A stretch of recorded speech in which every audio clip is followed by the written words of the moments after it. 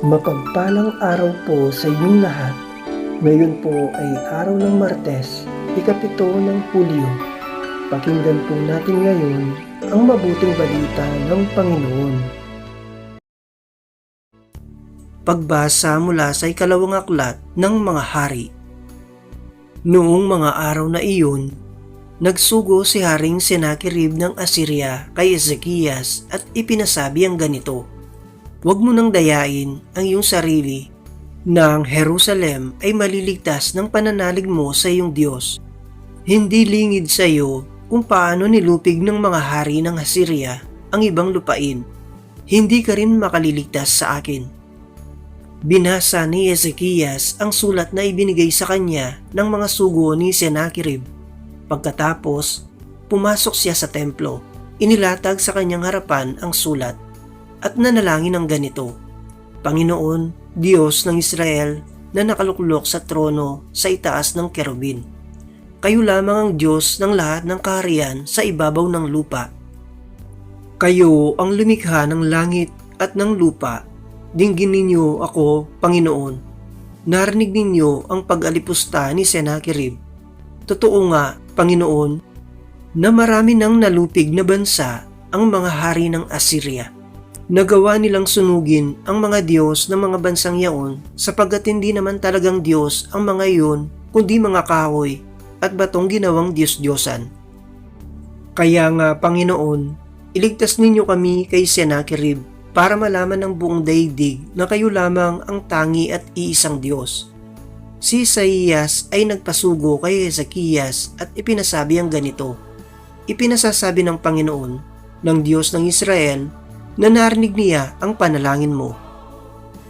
Ito naman ang kanyang sinabi tungkol kay Senakirib: "Itinatakwil ka, laging hinahamak ng anak ng Sion, dalagang marilag. Sa iyong likuran ay iiling-iling anak na babae nitong Jerusalem. May natirang magmumula sa Jerusalem, gayon din sa Sion. Ito'y mangyayari dahil sa pagmamalasakit ng Panginoon."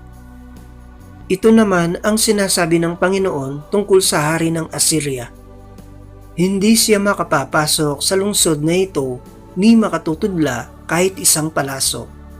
Hindi niya ito lulusubin ni papaligiran. Kung paano siya dumating, ganoon din siya aalis. Hindi niya masasakop ang lungsod na ito pagkat ito'y ipagtatanggol ko alang-alang sa aking kapakanan at alang-alang kay David na aking lingkod." Nang gabing yaon, pinasok ng anghel ng Panginoon ang kampo ng mga taga-Assyria at napatay niya ang 125,000 kawal. Kaya nagmamadaling umuwi sa Ninibe si Haring Senakirib. Ang Salita ng Diyos. Salamat sa Diyos. Salmong Tugunan. Lungsod ng Diyos ay matatag dahil sa bigay niyang lakas. Dakila ang poon, dapat papurihan sa lungsod ng Diyos, bundok niyang banal. Ang bundok ng Sion, tahanan ng Diyos ay dakong mataas na makalulugod. Lungsod ng Diyos ay matatag dahil sa bigay niyang lakas. Bundok sa hilaga, nagalak ang dulot. Sa lahat ng bansa nitong sansinukob. Sa piling ng Diyos, ligtas ang sinuman sa loob ng muog ng banal na bayan. Lungsod ng Diyos ay matatag dahil sa bigay niyang lakas. Sa banal na lungsod ay aming namasid ang kanyang ginawa na aming narinig. Ang Panginoong Diyos, makapangyarihan siyang mag-ingat sa lungsod na banal. Iingatan niya magpakailanman. Lungsod ng Diyos ay matatag dahil sa bigay niyang lakas. Sa loob ng iyong templo, O Diyos, aming nagunita pag-ibig mong lubos. Ika'y pinupuri ng lahat saan man.